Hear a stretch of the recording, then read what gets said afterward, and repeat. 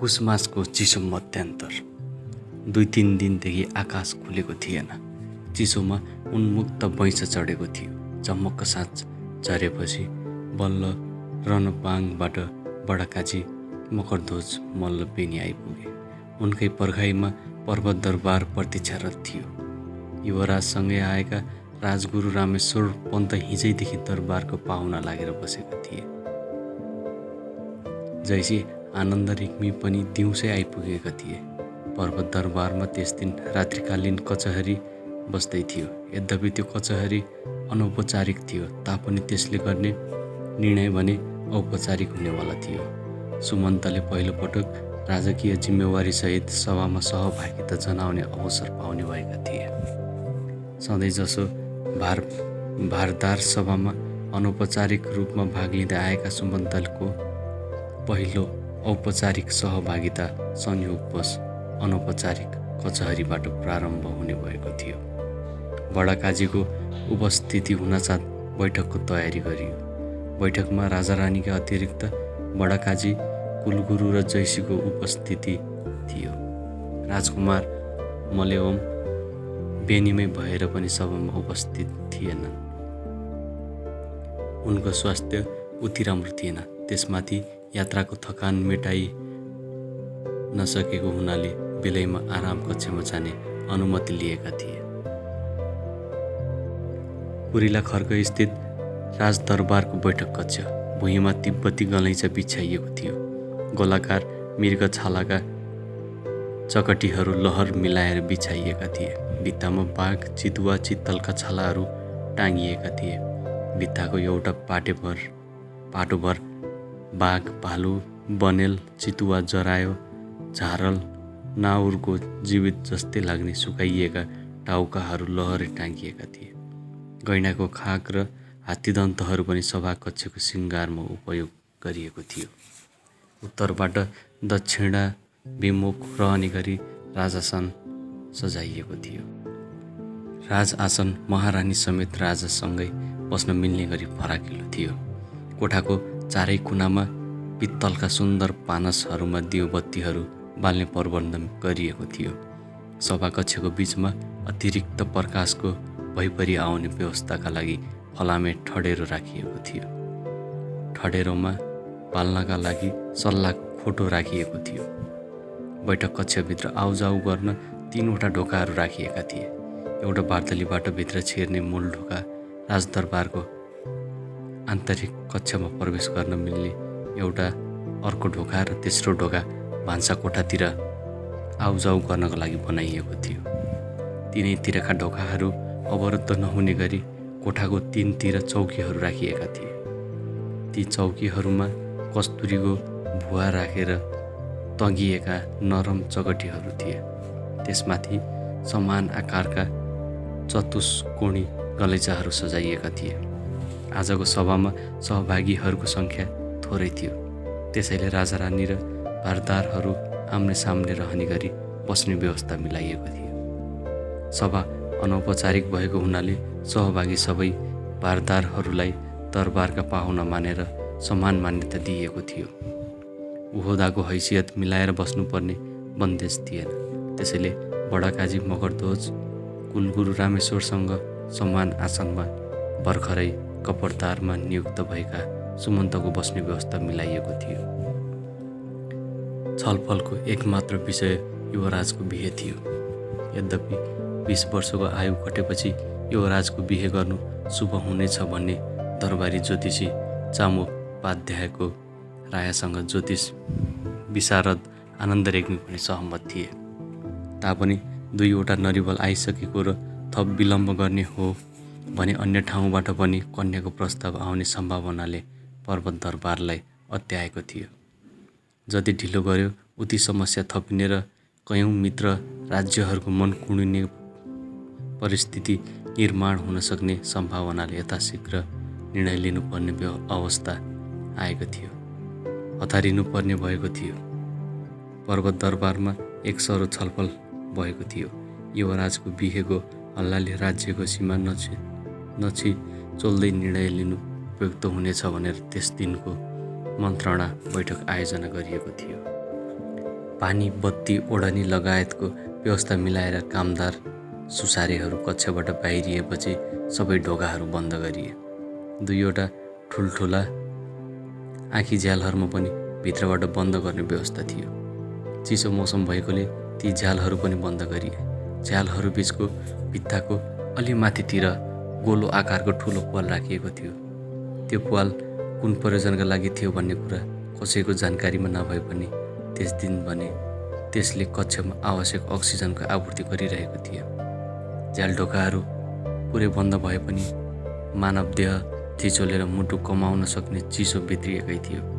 त्यसैले राजा-रानी लगायत भारतारका लागि ओढनीको प्रबन्ध गरिएको थियो।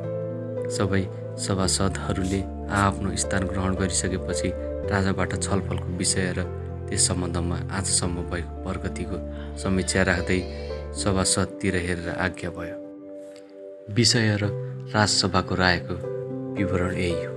पण्डित श्री थलाहरीज्यू र कपडदार सुमन्त त छलफलमा उपस्थित भइकन आफ्नो राय दिइसक्नु भएको छ।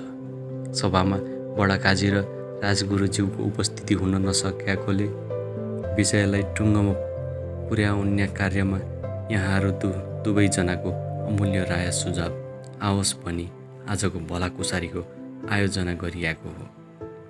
के गर्दा उचित होला? परिपक्व सुझाव सल्लाहको अपेक्षा दरबारले राखेको छ। दुवैजनाको राय आओस्। महाराजबाट सुझावको लागि आग्रह आएपछि बडा काजीले एकछिन गम खाएर बोल्न सुरु गरे। काजी अभिरञ्जनको भनाइ ठिकै हो। विवाह हैसियत मिलाएर गर्नु राम्रो हो। मकन त गोर्खाहरूसँग दोस्ताना सम्बन्ध कायम गर्नु राम्रो हुना थियो जस्तो लागेको हो। तर लमजुङे महाराजबाट हुँदैन भन्ने सल्लाह आइसकेपछि बर्खिलापमा जान सकिने स्थिति रहेन।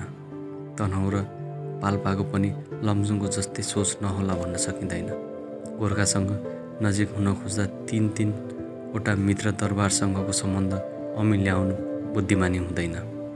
पुस्तैनी मित्रता गिजो लिन्या गरी सम्बन्ध गाँच्नु राम्रो हुँदैन। त्यसैले सुमन्त बाबुको राय अनुसार चल्नु यतिखेरका लागि सबैभन्दा उत्तम होला जस्तो लागेको छ। गुरुजी के भन्नुहुन्छ? काजी मकरध्वजले राजगुरु रामेश्वरको राय जाने इच्छा राखे। जुम्ला, गोर्खा, कास्की, तनहुँ, पाल्पा समेत छोडिकन अन्तै कुटमेरो चलाउने सम्भावना के रहेछ त जैसीज्यू? रामेश्वरले आनन्द रेग्मीतिर कुरो लर्काए। छनौट गर्नका लागि सम्भावना उति धेरै देखिएका छैनन्। खाँची र देवपुरबाट नरिवल आइसकेको छ। रोजी छाड्ने तिनै दुई बाटो हो। आनन्द रेग्मीले परिस्थितिको खुलासा गरे। राजकुमारले सामान्य जीवन बिताउने कुरा मात्रै यो होइन, भविष्यकी महारानीसँग राज्य र दरबारको पनि भविष्य जोडिन जान्ने कुरा हो। राम्रोसँग हेरकोर जाँचबुझ गरी ग्रह नक्षत्र समेत मिलाइकन विवाह गर्नु राम्रो होला। नरिवल आइसकेको हो भने चिना चिरकटा पनि आएको होलान्। चिना चिरकटो भिडाउँदा जुन उपयुक्त निस्कन्छ त्यसै अनुसारको निर्णय गर्नु बेस होला। रामेश्वर पन्तले राय व्यक्त गरे। हो, गुरुजीले राम्रो कुरा गर्नुभयो। हुन त ठकुरी समाजमा चल्याएको डोला दिने चलन चिना चिरकटो ग्रह नक्षत्र नबिठाइकन विवाह गर्ने परम्परा हो। चिना आएको छ भनेदेखि हेरकोर गरेकै राम्रो। मकरध्वज काजीले रामेश्वरको समर्थन गरे। दुवैको चिना आएको छ, किन विलम्ब गर्ने हो र? म लिई आउँछु। महारानी खोपीतिर छिरे। सुन्दर रुमालमा पोको पारिएका दुई राजकुमारीहरूको चिनासहित राजकुमारको चिना रहेको सम्पुटक पनि महारानीले लिएर आए। अरू सुसारे कामदारहरूको उपस्थिति नभएको हुनाले सुमन्तले ठडेरोमा रहेको दियालो जलाए। ठडेरो तन्केर धुवाँको ठुलो कालो मुस्लो छोड्दै सभा कक्ष उज्यालो बनायो। पण्डित ज्योतिषीहरूको चौकी अगाडि थप एक-एकवटा चौकीहरू सर्काइदिए। महारानीको हातबाट जन्मपत्रीहरू लिएर चौकीमाथि राखिदिए। मङ्गलवाचक सहित आनन्द रेग्मीले सम्पुटी खोले। युवराजको चिना निकालेर चौकीमा फिजारे। रामेश्वर पन्तले राजकुमारीहरूमध्ये एउटा चिना भए। खाँचीकी राजकुमारी महल बसन्ताको परेछ। नाम, राशि र नक्षत्र पनि युवराज र खाँचीकी राजकुमारीको ठ्याक्कै एउटै रहेछ। ग्रह नक्षत्रहरूको पनि विपरीत गति देखिएन। ज्योतिषीय मान्यता अनुसार विवाह गर्न उपयुक्त ठानियो। खाँचीकी राजकुमारीको चिना थन्काएर देवपुरकी राजकुमारीको चिना निकालियो। निकै गौर गरेर ग्रह नक्षत्रहरू भिडाउन थालेपछि दुवै पण्डितहरूको अनुहारमा विस्मय भाव देखियो।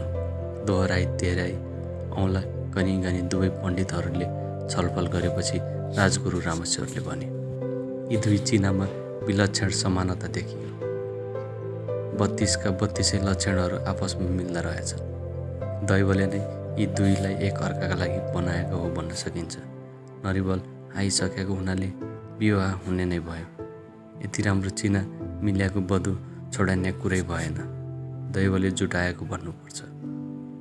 यी दुईका बीच कृष्ण रुक्मिणीको जस्तो प्रेम हुने जोग देखिन्छ। यो जोडी अमर हुने छ। त्यसो हो भने शुभ काममा किन ढिलो गर्ने? ग्रह नक्षत्रले बाटो रोक्दैन भने राम्रो लगन हेरिकन डोला मगान्ने भइहाल्यो। बरु दुवै कन्याको ग्रह गोचर युवराजका लागि सहयोगी नै हुने देखिन्छन् भने दुवै राजकुमारीसँग युवराजको एउटै मण्डपमा विवाह गरिदिँदा कसो होला? मगरध्वज काजीले राय दिए। नरिवल आइसकेको हुनाले कसलाई फर्काउने कसलाई स्वीकार्ने, बरु दुवैलाई भित्र्याउनु मनासिब होला कि भन्ने सल्लाह राजारानी बीच भएको थियो। बडा काजीको राय राजदम्पतिको मनसायसँग मेल खायो। त्यसले महारानीको अनुहारमा खुसीको मिहिन आभा पोतियो। मगरध्वज काजी अभिरञ्जन काजीकै पङ्क्तिमा उभिदिएका भए पनि उनलाई सहमत गराउनु उति कठिन हुने थिएन। पहिलो कुरा त बडा काजीलाई उमेरले व्यवहारिक र परिपक्व बनाएको थियो। त्यसमाथि राजदरबारको मनोविज्ञान बुझेरै राय दिने उनको बानी थियो।